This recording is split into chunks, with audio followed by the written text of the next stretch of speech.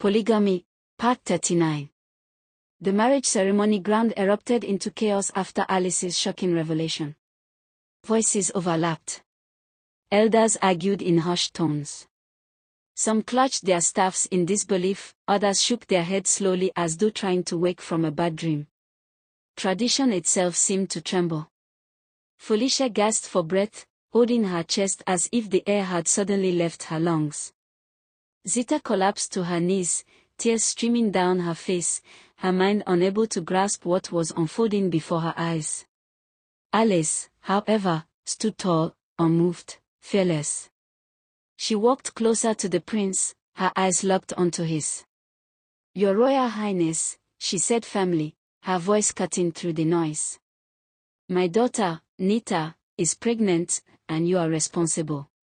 A gasp swept through the crowd. "You are the only man she has ever been with," Alice continued.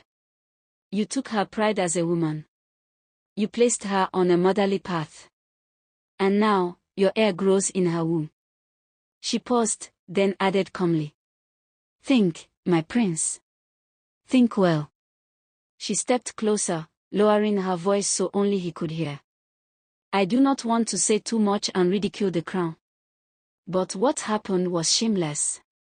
Her voice dropped to a whisper, sharp and poisonous. "You forced yourself on my poor girl." She could not say no, because of fear. Fear of your power. Fear of your position. The prince's face drained of color. "The least you can do now," Alice whispered, "is to take responsibility before this matter gets completely out of hand." She stepped back. The prince staggered slightly. Memories flooded his mind. The Christmas party. The wine. The music. The dim corridor. Nita's trembling eyes. 6 weeks ago.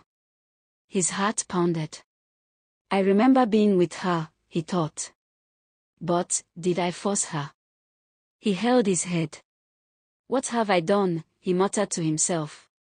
"What do I do now?" Suddenly, Chief Odom pushed forward, disbelief and fatherly pain written all over his face. "Nita," he called, rushing toward her. "My little girl, are you pregnant?" His voice broke. "Oh my child, how? When? Who did this to you?" Nita raised her tear-filled eyes and slowly pointed. "It is him," she said softly. "The prince is the father of my unborn child." The compound went dead silent. The shock on every face was unmatched. After a long, heavy pause, the elders gathered quietly among themselves. One of them finally stepped forward. "This marriage ceremony must be cancelled or put on hold," he announced. "We must return to the palace and inform the king immediately. This matter requires deep investigation." The prince turned back repeatedly as he walked away with the elders, his eyes darting between Nita and Zita, confusion and guilt tearing him apart. Behind him, Felicia wept uncontrollably, holding Zita close. "My husband, please," she begged Chief Odom. "Do something. Say something." But Chief Odom stood frozen, helpless, broken, and speechless. Alice then moved calmly to Nita's side, wrapped her arm around her daughter, and guided her toward the hut. As they walked away, Alice turned back with a cold smile. "I am back," she declared. "And this time, I am back to stay." She looked straight at Chief Odom and Felicia. "There is nothing either of you can do. No one can lay a finger on me again. Never." She lifted her chin proudly. "For I am now royalty. Of the highest order." The hut door closed behind them. And the fate of Egbejo hung in the balance. To be continued. Polygamy, Part 40. The sun rose slowly over Egbejo, but its warmth could not melt the cold fear that now hung in the air. What was meant to be a day of royal joy had turned into a day of shame, whispers, and unanswered questions. The suspended marriage rites left the village divided. Some believed Alice. Some doubted her. But no one could deny one truth: something terrible had already happened, and it could no longer be buried. Back at the palace, the king sat in silence, heavier than he had ever been. The crown on his head felt like iron. The elders gathered again, same council, different atmosphere. No drums. No laughter. Only judgment. The prince stood before them, restless, broken between memory and confusion. "My king," one elder finally spoke. "This matter is beyond celebration now. It is about the purity of the throne and the safety of the crown." The king nodded slowly. "My son," he said, turning to the prince. "Search your heart and speak truthfully. Did you lie with Nita Ebiku?" The prince swallowed hard. I do not remember," he replied honestly. "That night at the Christmas celebration. I remember talking to her. I remember feeling dizzy. I remember her helping me to my room." He paused, his voice cracking. "But after that, darkness." A murmur ran through the elders. Another elder leaned forward. "A man does not forget such a thing unless something unnatural happened." The prince lifted his head sharply. "Are you saying I was poisoned? Or hypnotized?" Silence answered him. The king closed his eyes. "If this accusation is true," he said slowly, "then either my son has committed an unforgivable act, or someone has played with forces they should never touch." At Chief Odam's compound.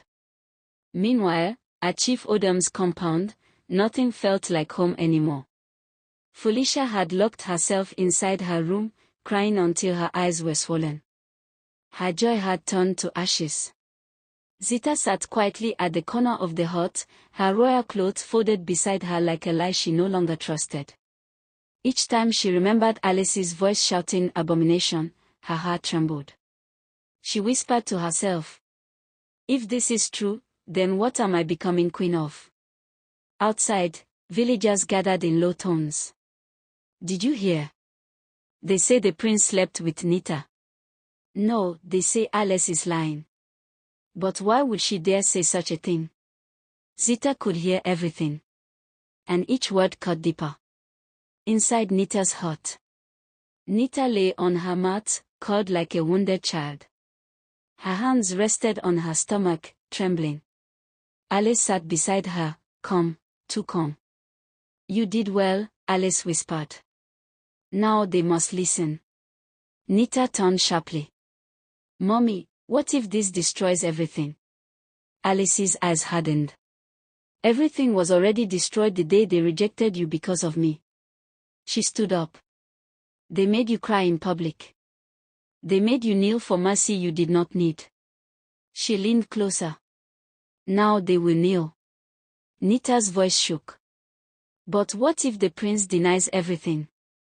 Alice smiled, slow, dangerous. "He can deny words.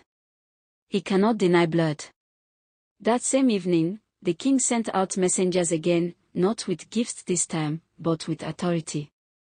A town crier stood at the center of Egbejo and shouted, "By the order of the king, the royal marriage rites are hereby suspended indefinitely. An investigation will be conducted into the accusation brought against the Prince of Egbejo." Gasps filled the air. The prince, Nita Ebiku, Alice the banished woman, Chief Odom, and all palace guards on duty during the Christmas celebration are to appear before the king in 3 days. The drum sounded once. Final. The prince's solitude. That night, the prince sat alone in his chamber.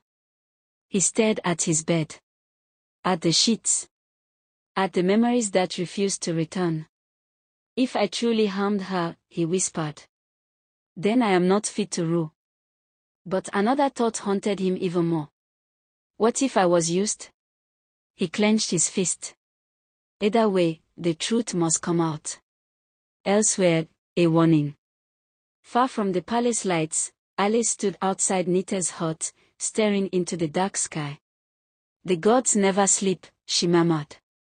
"And when injustice grows fat, blood begins to speak." She turned back inside. "Rest, my daughter. Tomorrow, the kingdom will begin to shake."